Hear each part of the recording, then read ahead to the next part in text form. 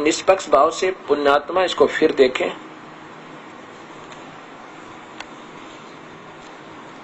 ये देखिएगा, सामवेद वही सर्व देशिक प्रतिनिधि सभा का प्रकाशन, और ये कहां से प्रकाशित है ये देखिएगा,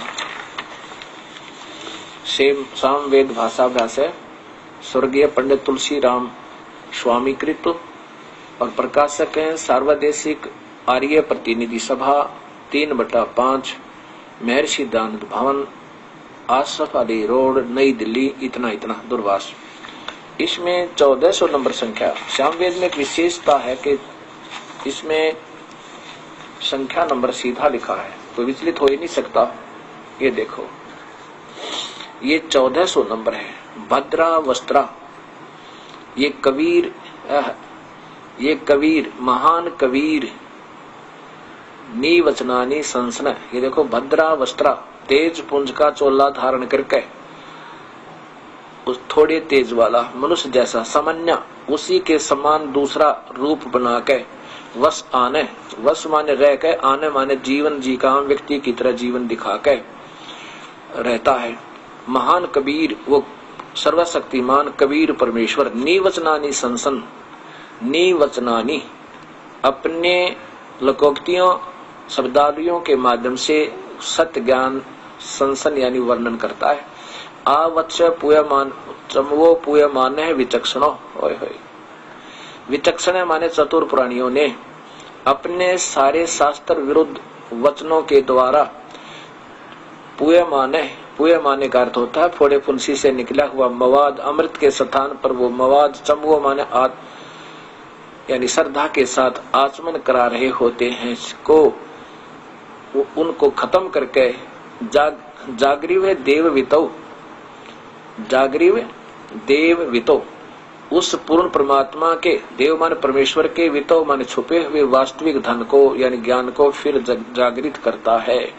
विचक्षण चतुर प्राणियों से, पूय माने बड्डे पू की मात्रा है, बड्डा पूय का अर्थ होता है फोड़े फुंसी से निकला हुआ मवाद को, वो चतुर प्राणी गलत साधना, शास्त्र विरुद्ध साधना बता के उनको अपने सारे भाषणों में, सारे प्रवचनों के द्वारा ये अमृत के स्थान पर नरक पिला रहे होते हैं। उस समय वो अपने वास्तविक ज्ञान को जगाता है।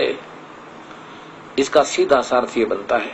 और इन्होंने क्या किया है कि भद्रा माने भले, समन्या माने समाग संग्राम योग्य, कमाल कर दिया। समन्या, सम माने उसी के का, और अन्य माने दूसरा, उसी जैसा दूसरा। वस्त्रा माने तेज पुंज का शरीर चोला बना के, ये बहुमूल्य लगते हैं तेजों को, ये तेज तो मानते हैं। वस्त्रा माने वस्त्र तुल्य तेजों को, ये तेज पुंज के सीधे ही बना है, तेज पुंज का शरीर बना के। वसान माने ओढ़े हुए, वस इसका अर्थ होता है वसान, वस माने रह के, आने माने जीवन जी के, यानी यहाँ संसार में उस तेज पुंज के शरीर को ऊपर ओढ़ के चलो, इनकी तरह चलो। उस तेज पुंज के शरीर को वास्तविक शरीर के ऊपर ओढ़ के वो महान कबीर, वो पूर्ण परमात्मा कबीर, महान कबीर। अब यहाँ थोड़ी सी यहाँ बात बिगड़ती चली गई। अगर यहाँ कबीर लिख देते तो दूध लिख देते, यहाँ पर वो दूध है जिसकी महिमा गा रहे हैं, वो यजुर्वेद है जिसमें ये महिमा बता रहे हैं, ये महान कबीर परमात्मा है जिसके अंदर ये गुण है, वो आता है। विद्वान निवचनानी सूक्तों को अपने श्लोकोक्तियों के माध्यम संसन माने पढ़ते हुए ये मतलब वर्णन करते हुए दिखाऊंगा आपको। विचक्षण माने दृष्टा, विचक्षण का अर्थ चतुर प्राणी। जागृह माने आलस्य प्रमाद रहित पुरुष के सम्मान। पूय माने ये शुद्ध मान सोम, बताओ पूय माने, पूय का अर्थ होता है फोड़े फुंसी से निकला हुआ मवाद। शोध्य मान सोम, देव वितौ यज्ञ में। चमवो माने धूलोक और पृथ्वी लोक में। आवत स्व माने प्रवेश करता है। अब पूये माने का अर्थ आपको दिखाता हूं शब्दकोश में। अब देखिएगा, पूये का अर्थ पूयमान, उसी से पूये से ही पूयमान बनता है। पूयमान है संस्कृत हिंदी कोश वामन शिवराम आपटे, इनके द्वारा ये प्रश्न ये देखना पूयमान है। पूयम बड्डे ऊ की मात्रा है। पूय या पूयम, पीप फोड़े या घाव से निकलने वाला मवाद, पी पाना मवाद निकलना। और इसी प्रकार ये दूसरी शब्दकोश देखिए,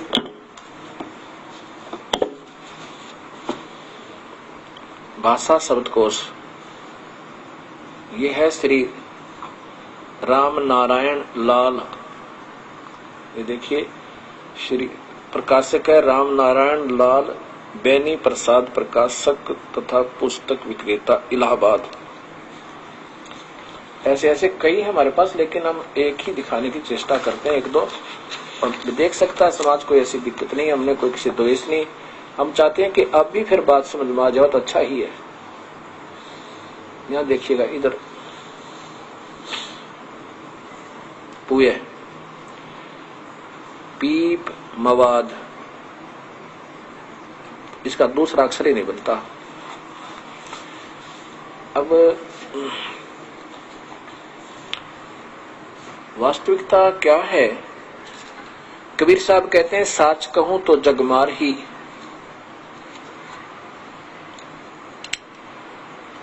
साच कहूं जगमार ही, और झूठ कही ना जाई हो, और साच न पूरा पावते ये झूठे जगपति आई हो। सच्चाई बताओ तो नाराज होंगे, महसूस करेंगे, लेकिन ऐसा नहीं चाहिए, इसको फिर देखना चाहिए हमने। कोई बात नहीं, ना जाने ये तो कितने युगों का उलझा हुआ ज्ञान है, जब सुलझ जाए तभी ठीक है। महर्षि दानव जी ने बहुत अनमोल काम किया है। वेदों को सत्य ज्ञान बताना और उसके ऊपर आरूढ़ कर देना,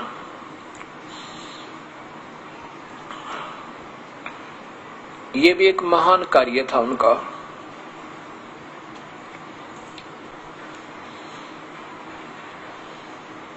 न जाने कितने युगों से उलझा हुआ ये ज्ञान है। अब सभी विद्वान भक्तात्मा हो गई हैं। कोई एमए किया हुआ संस्कृत से, किसी ने बीए किया हुआ है, कोई पीएचडी किए हुए हैं। अब जो दास बता रहा है, इसके आधार पर इस कबीर साहब की द्वारा बताएगी सृष्टि रचना पर वेदों को फिर तलाश करो। मैं प्रभु का भूखा हूं, प्रभुता का नहीं, मैं तो दास हूं आपका।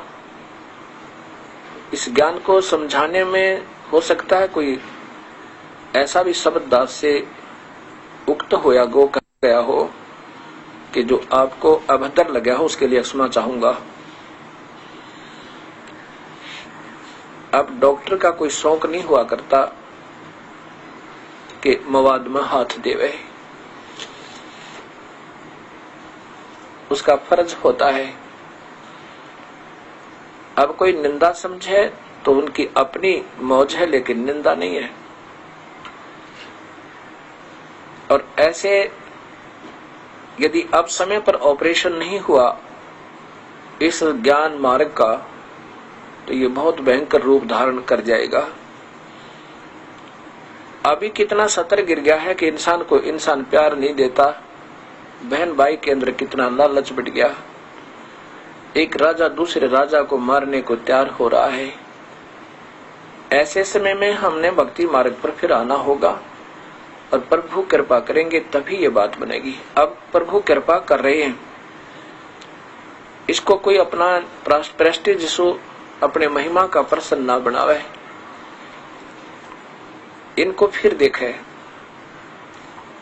मेरा यही प्रार्थना आप सभी से कि एक बार इन शास्त्रों को फिर देखो, और दास से कोई गलती होगी हो तो फिर क्षमा याचना करता हूं, बार बार करता रहूंगा। और देखकर इसको फिर समाज को बताओ। अगर मैंने कोई गलत कह दिया हो तो फिर आप कहो और मैं सारे समाज के सामने हाथ जोड़कर क्षमा मांगूंगा। अभी तो कुछ नहीं बिगड़ा है। ये तो आने वाले समय में अगर मैं गलत मार्गदर्शन कर जाऊं तो मैं पापी बनूं, दुष्ट आत्मा हो जाऊं। ऐसे अनमोल जीवन बर्बाद करने का इस मानुष जीवन को मैं ये दोष अपने सिर पर नहीं लेना चाहता। इसलिए बार बार आपके शास्त्र दिखा रहा हूं, क्योंकि ये आप घी है। ये समाज, भक्त समाज एक घी है। इसको इन वचनों के द्वारा गर्म किया जा रहा है, और ये गर्म होगा तो इसमें संशय जो आए हैं वो उत्पन्न होंगे और फिर उनका निवारण होगा और ये शुद्ध हो जाएगा। मेरा सिर्फ ये उद्देश्य है। ना तो मैं प्रभुता का भूखा, ना मुझे शिष्यों की फौज चाहिए।